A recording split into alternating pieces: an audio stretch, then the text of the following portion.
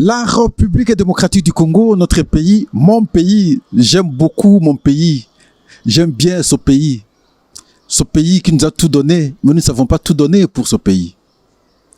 En tout cas, ça fait mal. De génération en génération, toujours dans ces conditions.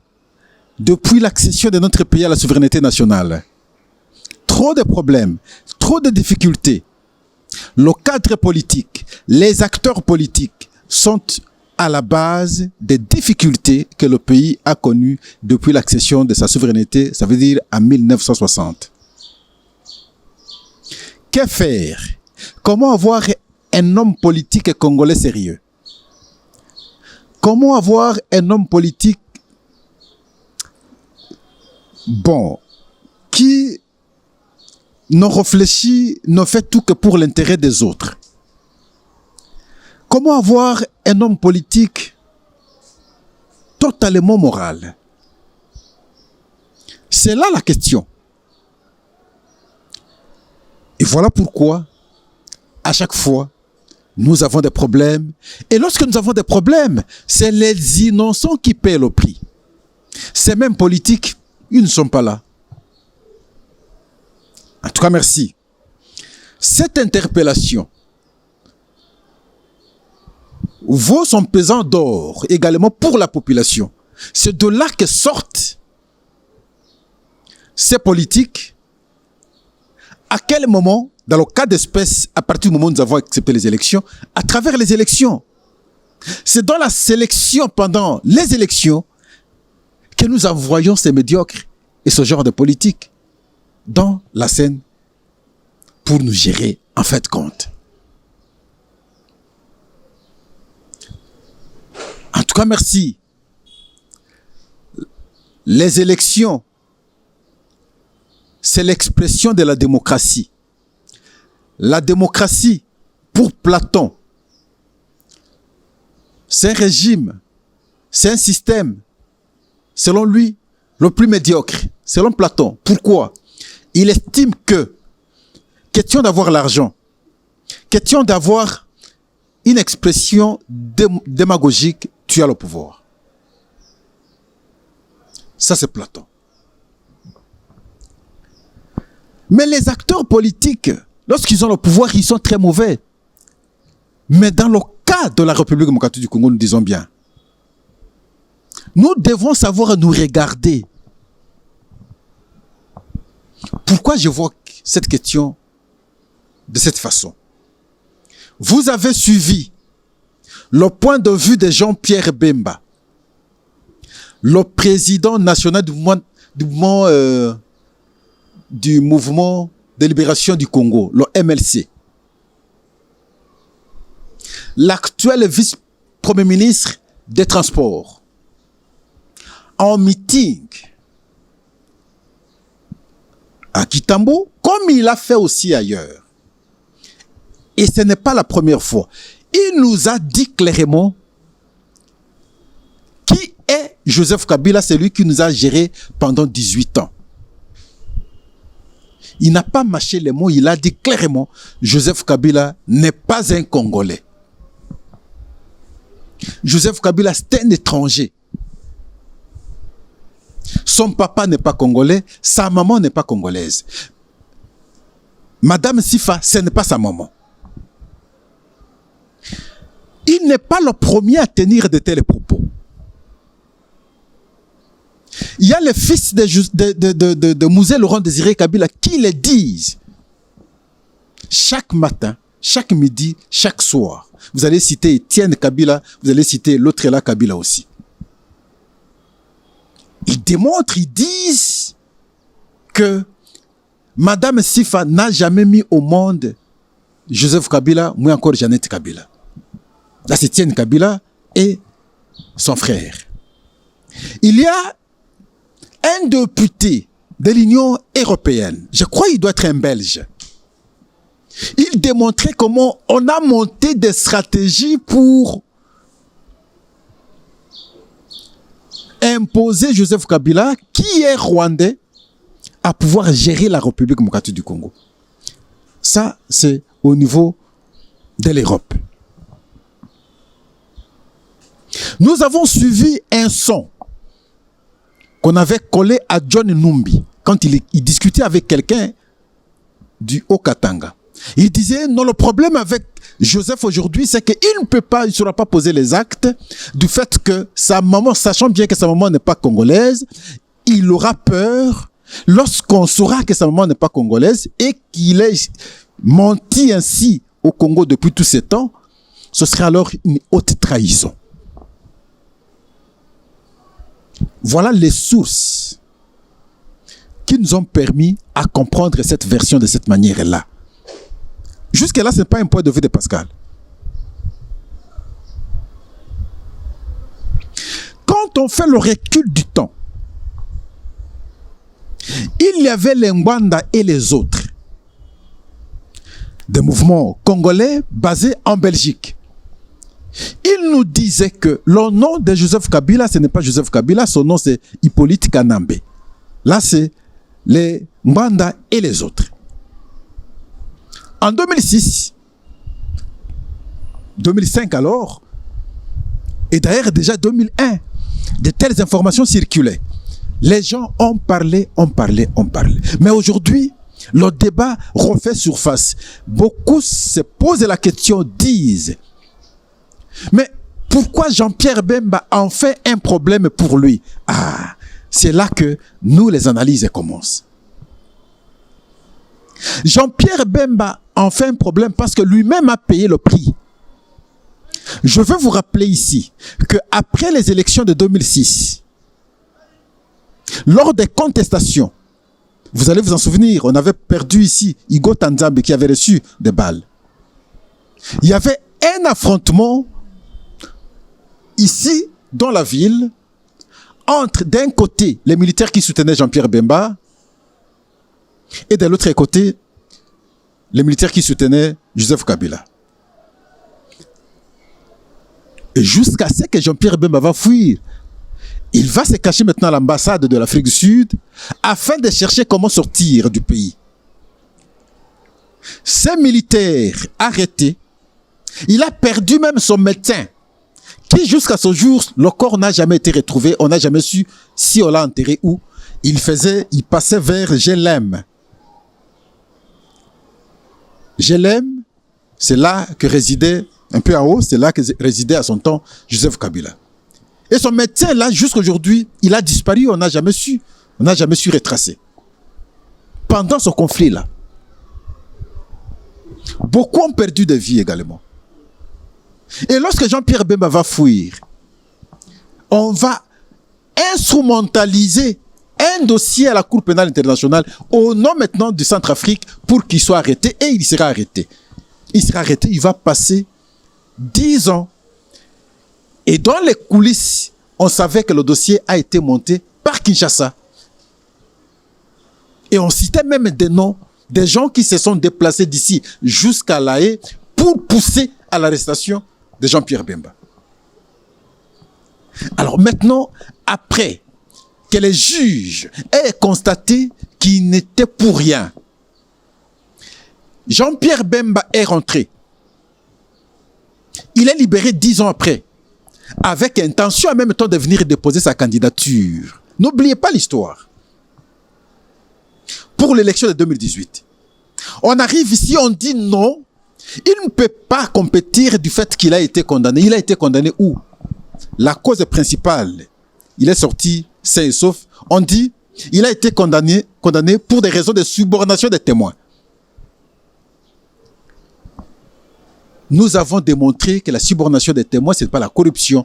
Le débat a été engagé et en fait de compte, on va maintenant influencer la justice. Pour qu'on refuse, on interdise à Jean-Pierre Bemba d'aller comme candidat, on va maintenant recaler sa candidature. Il ne sera pas candidat. Lors du retour, il atterrit à l'aéroport d'Ndjili. Tout Kinshasa va l'accueillir avec honneur parce qu'il a passé 10 ans en prison. Il fallait qu'il se rende maintenant à la résidence de son père décédé pendant qu'il était en prison. Commencez d'abord par s'incliner là où résidaient ses parents, et là où lui-même également résidait à un moment, on va refuser du fait que, parce que c'est sur l'avenue, alors on va venir. Non, le DGLM. Non, il ne peut pas aller là-bas. Il doit chercher des résidences. On s'est moqué de lui, il n'a pas de maison, ainsi de suite. Il va aller à GB. C'est là où il va passer ces 3-4 jours avant de retourner en Europe. Mais c'est dans ces conditions.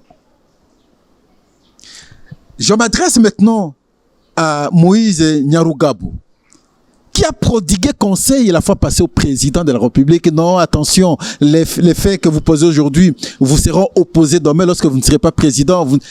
D'accord. Mais comprenez alors ce que Jean-Pierre Bemba fait aujourd'hui. Parce que c'est ce qu'on l'a mal fait hier. Quand vous posiez des actes hier, vous pensiez que c'était bien.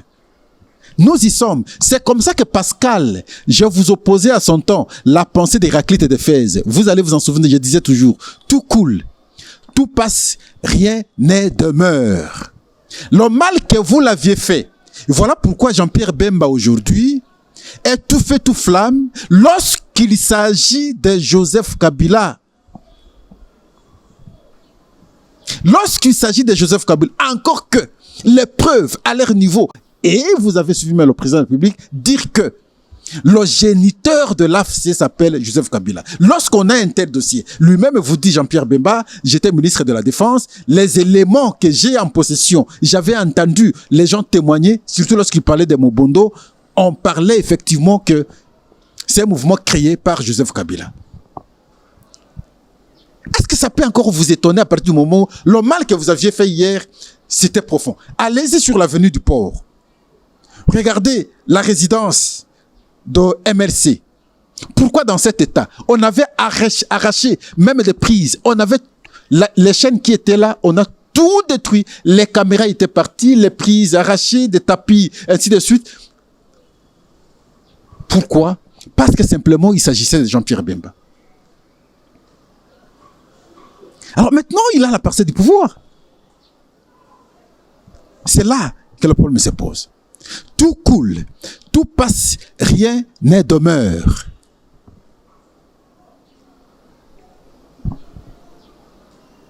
Nous représentons quoi, nous humains là? Nous passons vite. Nous représentons quoi? Souvent les Congolais oublient que nous avons accepté la démocratie. Aujourd'hui c'est votre tour, demain sera le tour de l'autre.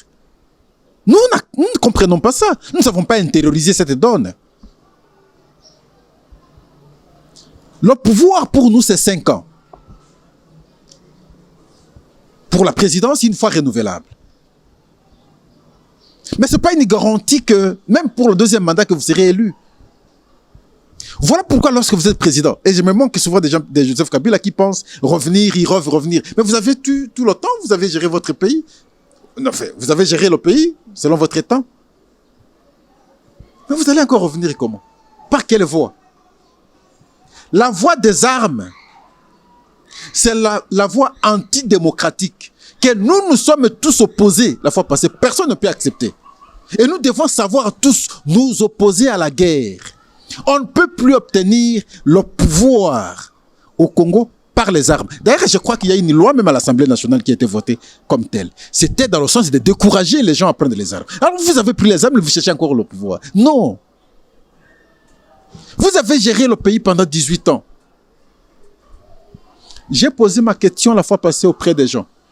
Personne, je dis bien personne ne sait me répondre autrement. J'ai dit, présentez-moi à Kinshasa ici 5 œuvres.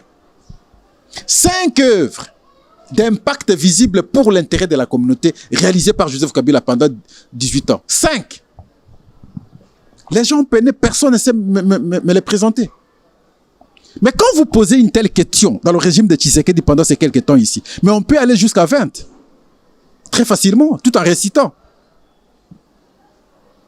Même si de temps en temps, je dis, Guissaro nous a rendu mauvais service sur les artères publiques à Kinshasa, le travail n'est pas bien fait. Et donc, comprenons que le mal que nous faisons se retourne toujours contre nous. Alors, en fait de compte, au-delà de tout, cette question de la nationalité de Joseph Kabila, c'est jusqu'à quand? Sa famille le récuse.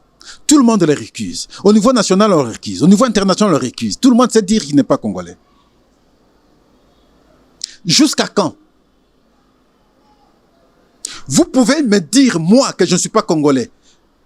Si mes parents sont congolais, mais je serai le premier à vouloir vous prouver que je suis congolais. Allons-y à l'hôpital. Faisons ce qu'on peut faire. Mais pourquoi la justice également ne se saisit pas pour poursuivre clairement, chercher à voir clair, qu'est-ce qui se passe, qu'est-ce qui se cache derrière ces déclarations? Est-il réellement congolais? S'il est congolais, pourquoi alors vouloir ternir son image et dire qu'il n'est pas congolais? S'il est congolais, nous devons le respecter qu'il est congolais. S'il ne l'est pas, mais nous devons savoir aussi nous assumer et dire qu'il n'est pas congolais. Et lui aussi doit accepter qu'il n'est pas congolais. Mais qui doit faire cet exercice? D'un côté, c'est lui. De l'autre côté, c'est la justice. Mais ne vous limitez pas à faire des déclarations. Déposez une plainte en justice pour que la justice se tranche. Mais le constat, c'est que jusqu'ici, personne ne sait aller en justice pour déposer une plainte, pour dire Joseph Kabila n'est pas congolais, il nous a géré pendant 18 ans, c'est que c'est une haute trahison, et voilà. Personne ne sait faire ça. À partir du moment où vous ne savez pas faire ça, c'est aussi de nous déranger. Les gens vont dire, mais Pascal, tu as quelle position? Mais je ne peux pas avoir de position. Moi, je présente les faits, je ne peux pas avoir de position. Ne vous limitez pas à faire des déclarations. Ces déclarations, nous les avons entendues depuis très longtemps. Il n'est pas congolais, il n'est pas congolais, il n'est pas congolais, des chansons. Mais pourquoi vous ne saisissez pas la justice pour qu'on l'interpelle, pour qu'on cherche à comprendre, pour qu'on cherche à savoir si réellement il est congolais, si ses parents sont congolais, si son père c'est Joseph Désiré Kabila, si sa maman c'est Sifa. En tout cas, merci. Mais le pays ici, nous devons savoir l'aimer. Nous devons l'aimer. Et c'est comme ça que, de temps en temps, quand, à travers mon micro, je sais dire au président Félix-Antoine Tshisekedi, prouvez votre amour pour le pays et non pour les individus. Parce que les individus, là, il faut qu'ils vous craignent. C'est de la crainte qu'ils vont poser des actes pour l'intérêt du pays. Et vous devez, à travers vos actes, aimer le pays. Ça veut dire servir le pays. Et demain, vos actes vous seront opposables. Merci parce que, à travers vos expressions, on sent le nationalisme. On sent comment vous aimez le pays, comment vous avez le désir de voir ce pays émerger.